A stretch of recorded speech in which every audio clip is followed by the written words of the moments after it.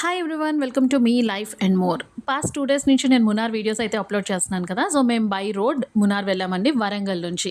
So normally Warangal or Hyderabad నుంచి మనం వెళ్తున్నప్పుడు మనకి సజెస్ట్ చేసే మేజర్ రూట్ కోయంబత్తూర్ రూట్ అనమాట. మనకి మ్యాప్స్లో కూడా అదే కనిపిస్తుంది.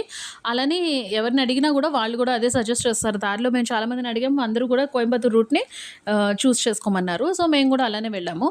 అయితే కోయంబత్తూర్ రూట్లో ఫారెస్ట్ రీచ్ అయ్యే వరకు, అంటే Annamalai tiger reserve and Chinnar wild life sanctuary మీదుగా వెళ్తుందనమాట ఈ రూట్. సో ఆ ఫారెస్ట్ రూట్ రీచ్ అయ్యే వరకు అయితే రోడ్ చాలా బాగుంది, చాలా వైడ్గా ఉంది, చాలా బాగుందనమాట. సో మేము ఫారెస్ట్ రూట్ ఉంది అంటే మేము బందీపూర్ ఫారెస్ట్లా ఉంటుంది అని అనుకుని మేము వెళ్ళాం. లాస్ట్ ఇయర్ వెళ్ళాం కదా, అలానే ఉంటుంది అనుకున్నాం.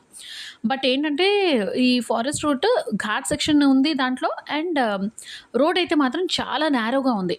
రోడ్ బాగుంది, క్వాలిటీ బాగుంది, బట్ చాలా నేరోగా ఉంది. దానివల్ల ఏంటంటే ఎదురుగా ఏదైనా వెహికల్ వస్తే మన వెహికల్ని పక్కకి మట్టిలోకి దించవలసి వచ్చేది. అదొక ప్రాబ్లము. అండ్ చాలా స్లోగా వెళ్ళవలసి వచ్చింది. ఎందుకంటే ఆ రూట్లోని పెద్ద పెద్ద బస్సెస్ కూడా వస్తుండే.